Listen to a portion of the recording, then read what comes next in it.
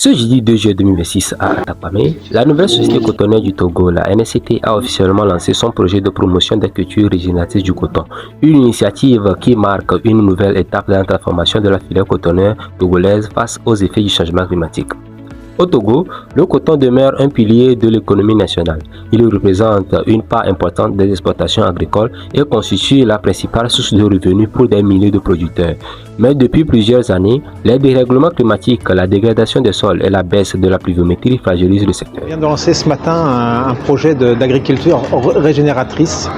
Effectivement, on sait que depuis plusieurs années maintenant, on a des problèmes de changement climatique qui sont réels, qu'on voit chaque année avec nos producteurs. Et ces changements climatiques ont un impact négatif sur la qualité des sols, la santé des sols. Et donc cette agriculture régénératrice est justement pour voir comment on peut apporter des solutions pour qu'on ait des sols qui soient en bonne santé.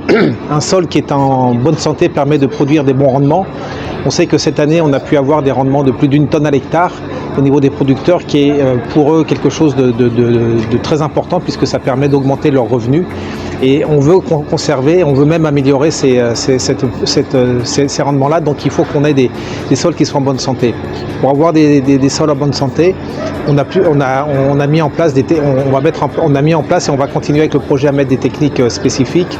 Les zéro labour qui permettent au sol de garder l'humidité. On va travailler sur du production de biochar bokashi, qui sont des charbons faits avec des résidus végétaux qui sont réincorporés dans le sol et qui permettent de capturer le carbone et aussi de garder une bonne fertilité des sols. Le travail en courbe de niveau aussi, la culture en courbe de niveau.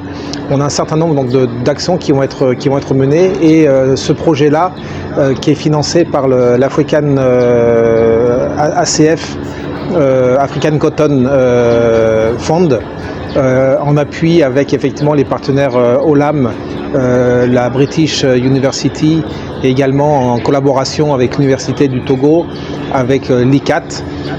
L'objectif est justement de former auprès de la FNGPC et de l'ensemble des producteurs de coton et des groupements de coton, former les gens, développer ces techniques-là pour qu'ils puissent maintenir ensemble, pour qu'on puisse maintenir justement ces niveaux de production de coton à travers la régénération des sols par ces pratiques d'agriculture régénératrice. Entre 2020 et 2024, le nombre de producteurs est ainsi passé de plus de 153 000 à un peu plus de 68 000, tandis que le rendement reste faible. Ce projet est le bienvenu pour pouvoir accompagner les producteurs, pour améliorer un peu notre productivité. Parce que au jour d'aujourd'hui, avec le changement climatique, nous souffrons beaucoup parce que nos terres sont tellement faibles et le rendement qu'on trouvait sur l'hectare, on ne le trouve plus. Je pense qu'avec ce projet de bokashi, ça peut aider beaucoup de producteurs à rentabiliser et avoir au moins 2 tonnes, voire 1 tonne 500 à l'hectare.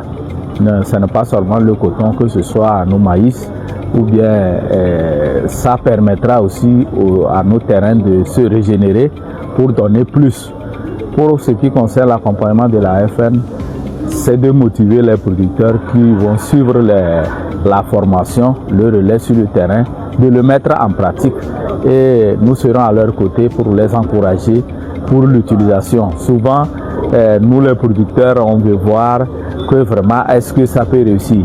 Donc, c'est de l'essayer, de le mettre en pratique. Et si vraiment nous voyons les réalités, je pense que tout le monde, on ne dira pas à personne de se lancer. Merci beaucoup pour cette initiative. Pour répondre à ces défis, la NSCT, avec l'appui de l'African Cotton Foundation et de l'AM Global CRS, met en œuvre un projet d'une durée de 3 ans. L'objectif est d'accompagner 23 850 producteurs dans l'adoption des pratiques agricoles plus durables capables de restaurer la fertilité des sols tout en améliorant les rendements.